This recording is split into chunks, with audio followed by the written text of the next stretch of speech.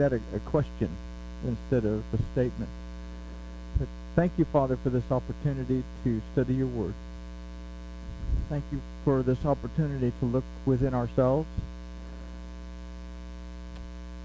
We thank you that you will open our eyes, open our ears, and open our hearts so we can see, hear, and understand what your word says. Thank you in the name of Yahushua. Amen. All right, I'm still in your will. That's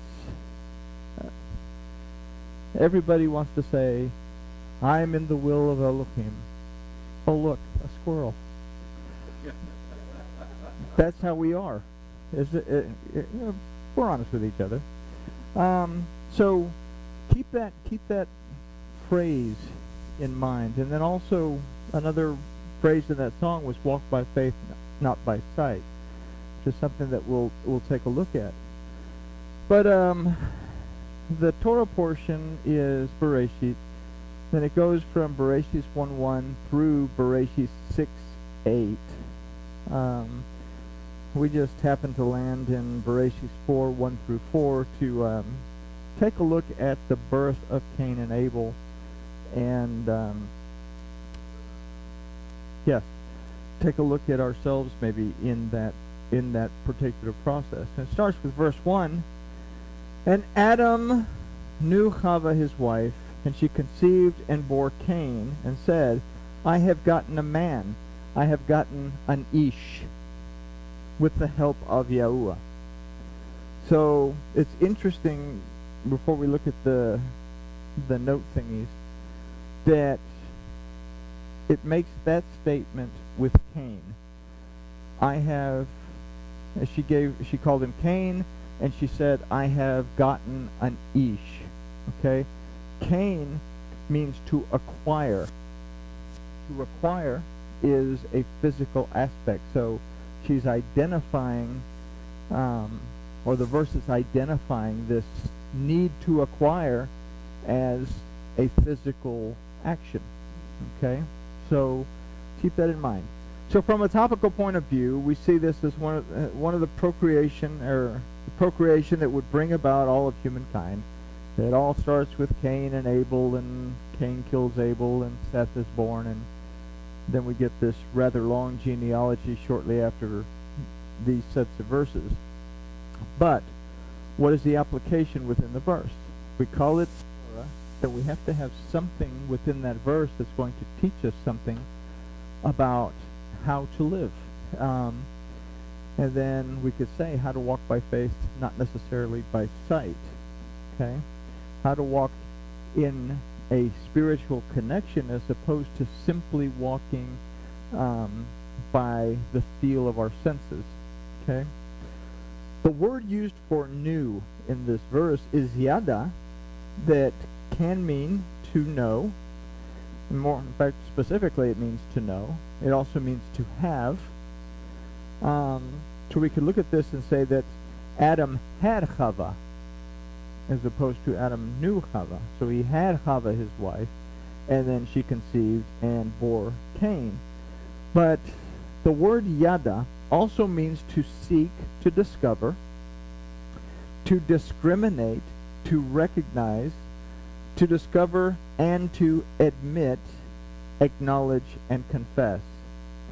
We have to keep in mind that yada is also one of the roots of the word Torah, that means instruction. The name Hava means life. It comes from the roots chaya, that means to exist. And we look at that, and in the Hebrew it's preceded by the et. And we've talked about the et a number of times. We've considered as a representation of the word of Yahuwah. Now we've considered wife. In this case, it's a derivative of Isha, to represent for us a spiritual aspect of the Adam. So from the phrase, and the Adam knew Hava his wife, we can formulate an idea of our being able to recognize, discriminate, and acknowledge the spiritual aspects of our lives by and through the instruction as presented to us in the Word of Yahuwah. Okay. So, is that a religious statement? I'm going to live my life according to what this book says. And people will say, well, that's a religious statement.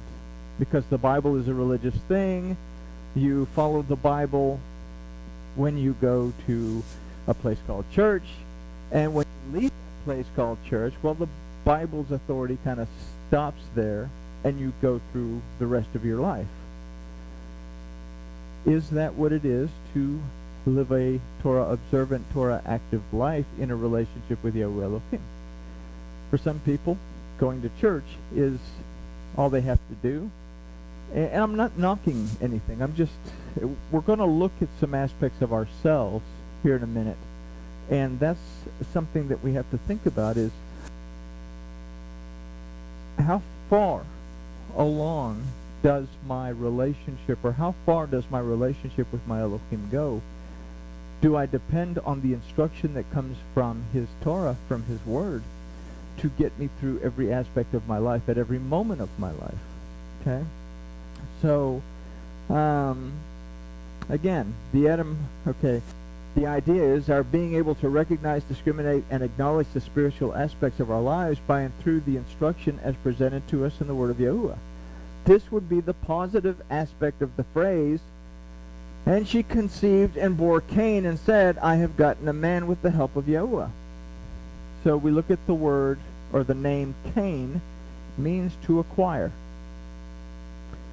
So when we seek to acquire what we have in agreement with the word of Yahuwah, we receive from Yahuwah, as opposed to when we attempt to push ourselves to acquire outside Yahuwah's timing. What we'll discover in the verses that follow is that we struggle between our carnal and spiritual selves because we want to push instead of allow.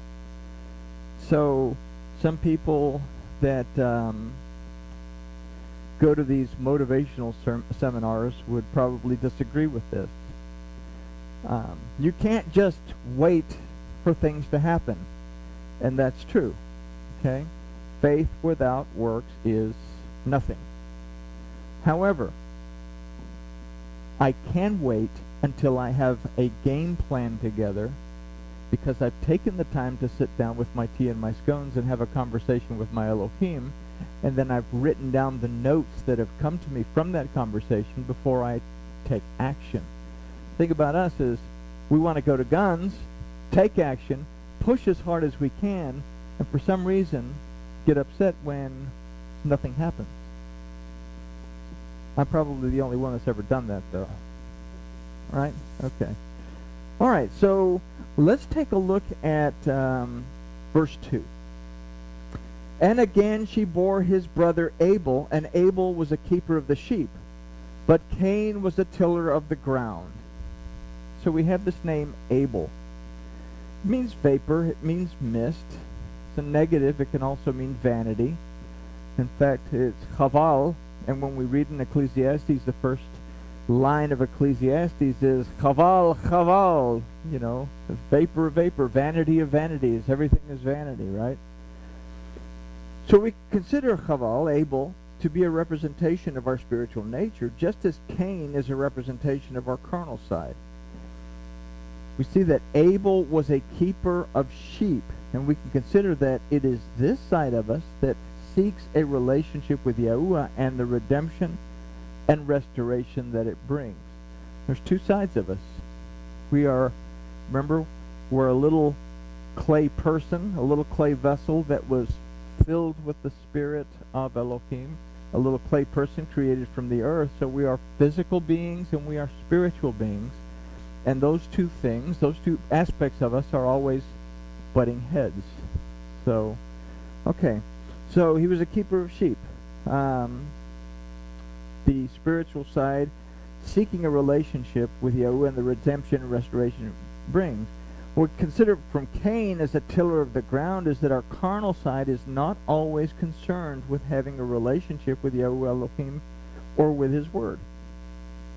It's always worried about what's going to come up from the ground in order to feed him. Okay? Our carnal side is always concerned about what am I going to do next in order to fix whatever I need to fix, or what am I going to do next in order to pay whatever it is I have to pay. Where's my next meal going to come from? I don't know. Probably nobody worries about that, but how am I going to get this paid? How am I going to do this? I've got to get the car fixed. I've got to get, all whatever goes through your mind that you have to do, because we get preoccupied with the carnal side. The spiritual side kind of drops off. Okay? So, carnal side that's not always concerned with having a relationship with Yahweh Elohim or with His Word. So let's consider this concept a little bit further in verse 3. Kind of a short little ditty tonight. I know everybody's upset because it wasn't 7 pages. Yeah. Okay. So 3. In the process of time it came to pass that Cain brought of the fruit of the ground an offering to Yahuwah. Is our gratitude to our Elohim sincere? Okay? Is our gratitude to our Elohim sincere? Am I still in His will? Okay? What we consider from this verse is a relationship with Yahweh Elohim that is very superficial. Cain brought of the fruit of the ground an offering to Yahuwah. So we are successful, and we bring a portion of that success to offer to Elohim. Tithes, offerings, service, whatever it is that we do. But it is brought with an attitude that I have brought this. The issue is that there's no recognition that Yahuwah Elohim has provided this. I give. Oh, I give so much, and I do so much, and I. What's that Toby Keith song I want to talk about? I. Okay. Yeah, there you go. But we don't bring our Elohim into the picture. There's no recognition that everything that we have is a gift of Elohim. Okay? The issue is that there's no recognition of Yahweh Elohim that He has provided. This is a carnal mindset where gratitude is lacking, and as such, there's no substance in anything that is offered. He brought of the fruit of the ground. It doesn't tell us anything else other than He brought of the fruit of the ground. Is bringing from the fruit of the ground necessarily a bad thing? Well, people would say, oh, well, Elohim had cursed the ground, so Cain was bringing a cursed offering. Nonsense.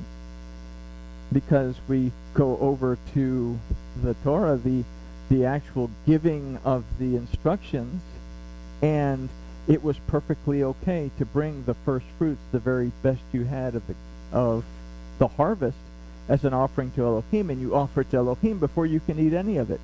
So there's nothing wrong with Cain's offering, other than it doesn't tell us that he went through any type of process to make it the best. Okay? He just brought it because he was obligated to bring something. And we'll talk about that in a second. So let's compare that to Abel's offering. And Abel, he also brought of the firstlings of his flock, and of the fat thereof. And Yahuwah had respect to Abel and his offering. So do we get any more information about Abel's offering? Well, if he brought the fat of it, how did he get the fat out of the animal? The butcher.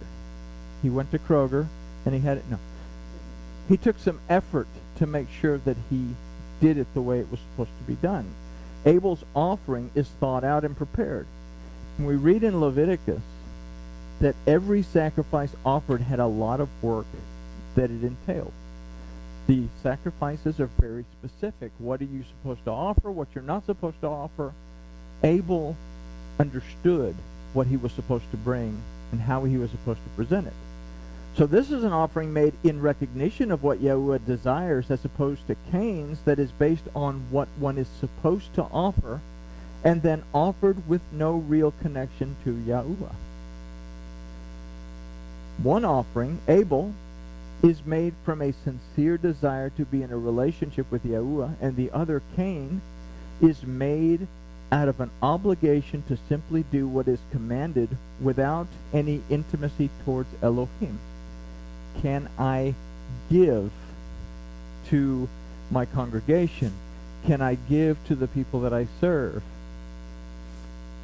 without having any desire to have a relationship with my Elohim? Sure, because I can fool anyone. You can fool anyone. And say, oh look, what a righteous person that is. They give so much. I'm going to nitpick a little bit.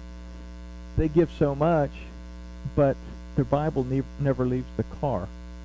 Says, why bother to bring it into the house when I just have to take it back out there the following week? So I'm just going to leave it out here, and I'll get around, What is the substance? What is the substance of your relationship? Okay? Again, we go back to that question. I'm still in your will. Well, as a statement, we can make that a question. Am I still in your will? Can I go through the process of doing everything that the Torah commands me and still be out of the will of Elohim? If I do it out of obligation without any desire to have a relationship with my Elohim, then it is useless. Okay? All right. So,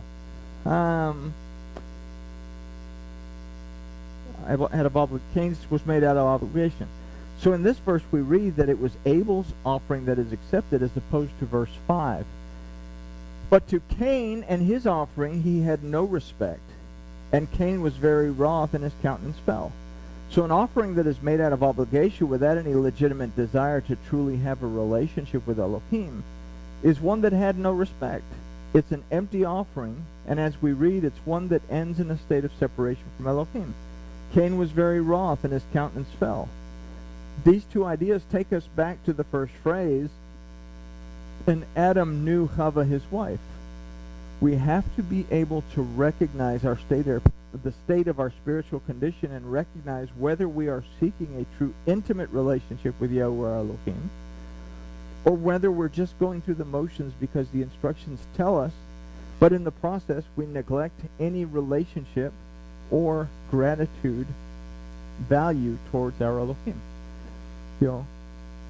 I can have all the faith in the world, but if there's no action behind that faith, there's nothing to it. On the other hand, I can have all the action in the world, but if there's no faith behind that action, then it's basically the same exact thing. I had looked at some stuff in the book of Yaakov, James, that tells us, therefore, this is James 1, 21 through 23. Therefore, put away all filthiness and overflow of evil, and receive with meekness the implanted word, which is able to deliver your lives, restore your lives, and become doers of the words and not hearers only, deceiving yourselves. Because if anyone is a hearer of the word and not a doer, he's like a man who looks at his natural face in the mirror. Okay? I can be a doer of the word, but I can't necessarily be a doer of the word if I cannot hear the word. I can be a hearer of the word, but it does me no good if I don't actually put any of it into effect. I can ask that question again. Am I still in the will of Elohim? And I can kind of change that from will to, am I in a relationship with my Elohim? Or am I simply going through the motions of appearing to be something that I'm actually not? And it's something to think about, because we just came through the holidays. We just came through Sukkot specifically, where we've changed. So now we begin looking at ourselves. What is our motivation in our service? Is it, like Yahusha said, don't be like the Pharisees who like to be seen by everyone? That's their reward. But rather, just don't go out of your way to be noticed, and keep that connection and that relationship with Elohim in order to, I guess, remain in that, to remain in the will of Elohim. And I guess with that, we could say that grooviness has been achieved, and open up the magic question box. Go ahead, Marguerite. I'm all ear.